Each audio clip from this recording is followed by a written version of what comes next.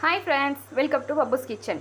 இன்றைக்கி வந்து டிஃபன் ரெசிப்பியில் மசால் தோசை கார தோசை எப்படி பண்ணலான்னு பார்க்கலாம் வாங்க.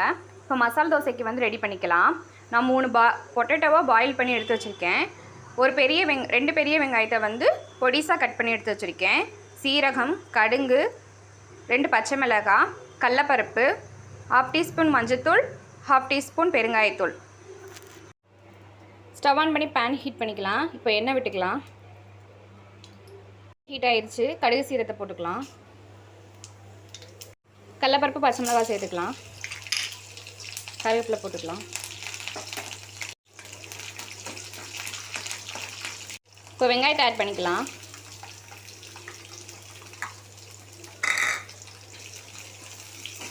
நல்லா வதக்கிக்கோங்க. வெங்காயம் வதற மாதிரி கொஞ்சமாக உப்பு சேர்த்துக்கலாம். இப்போ வெங்காயம் வதங்கிருச்சு. மஞ்சத்தூளை சேர்த்துக்கலாம். அதோட பெருங்காயத்தூளையும் சேர்த்துக்கலாம். இப்போ கலரிக்கலாம். வெங்காயம் நல்லா வதங்கிருச்சு. இதோட உருளைக்கிழங்கு சேர்த்துக்கலாம். நல்லா ஒரு தடவை கிண்டி விட்டுக்கோங்க. அவ்வளோதான் ஃப்ரெண்ட்ஸ், மசாலா ரெடி ஆயிடுச்சு. இதோட கொத்தமல்லி தழை தூவி இறக்கலாம்.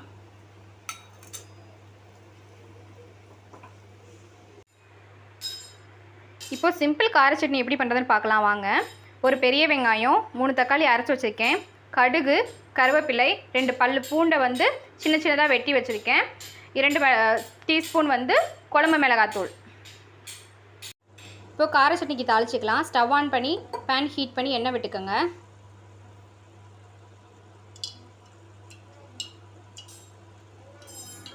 இப்போ எண்ணெய் காஞ்சிருச்சு. கடுகையும் கருவேப்பிலையும் சேர்த்துக்கலாம். அதோட பூண்டு சேர்த்துக்கலாம். இப்போ வெங்காயத்தை சேர்த்துக்கலாம்.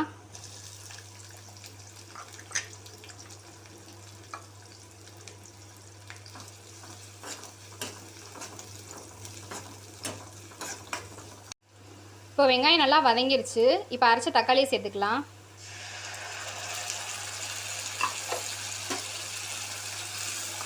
கிண்டி விட்டுக்கோங்க. இப்போ தக்காளி நல்லா வதங்கிருச்சு. இதோட மசாலா சேர்த்துக்கலாம்.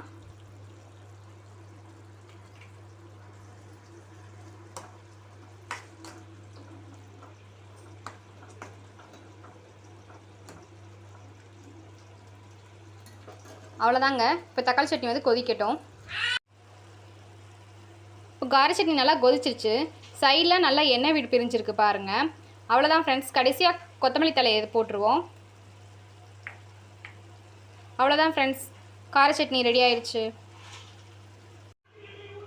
தோசைக்கல் ஹீட் ஆயிடுச்சு.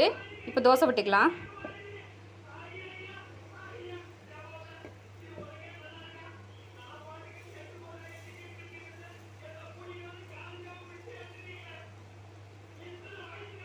இப்போ எண்ணெய் விட்டுக்கலாம். இப்போது ஹாஃப் பாயிலுக்கு தோசை வெந்துருச்சு. சைடில் மசாலா வச்சுக்கலாம் வாங்க. வச்சு இப்படி ஸ்ப்ரெட் பண்ணி விட்டுக்கோங்க.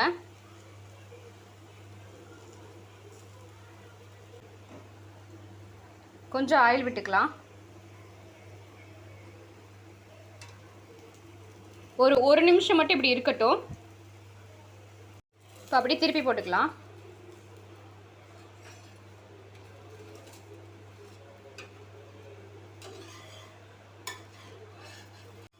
அவ்வளோதான் ஃப்ரெண்ட்ஸ், மசாலா தோசை ரெடி ஆயிடுச்சு.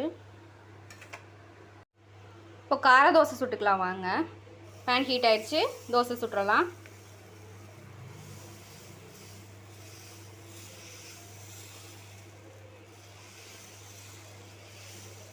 எண்ணெய் விட்டுக்கோங்க. இப்போ தோசை ஹாஃப் பாயிலுக்கு வெந்துருச்சு. இதோட கார சட்னி சேர்த்துக்கலாம்.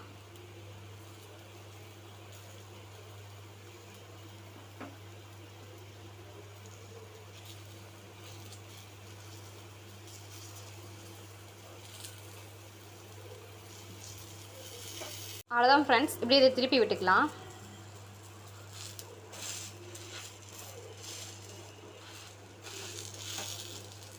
நல்லா தோசை ரோஸ்ட் ஆகிடுச்சு.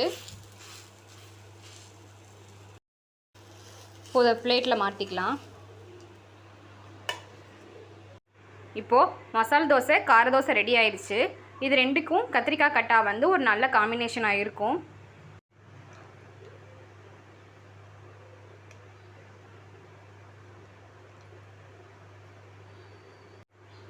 இப்போ மசால் தோசை சாப்பிட்டு பார்க்கலாம். இப்போ மசால் தோசை சாப்பிட்டு பார்க்கலாம். நல்லா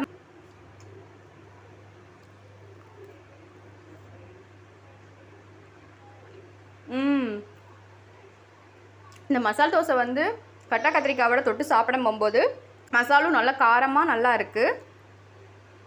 கட்டா கத்திரிக்காயில் நம்ம சர்க்கரை சேர்த்துருக்கனால நல்ல ஒரு ஃப்ளேவராக இருக்குது. இப்போ கார தோசை டேஸ்ட் பண்ணிவிடுவோம்.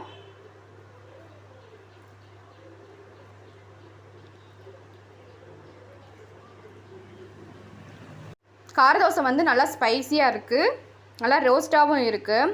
அவ்வளோதான் ஃப்ரெண்ட்ஸ். தேங்க்ஸ் ஃபார் வாட்சிங். இது மாதிரி நிறைய வீடியோஸ் பார்க்கணும்னா லைக் பண்ணி ஷேர் பண்ணி சப்ஸ்கிரைப் பண்ணி வச்சுக்கோங்க. Thank you for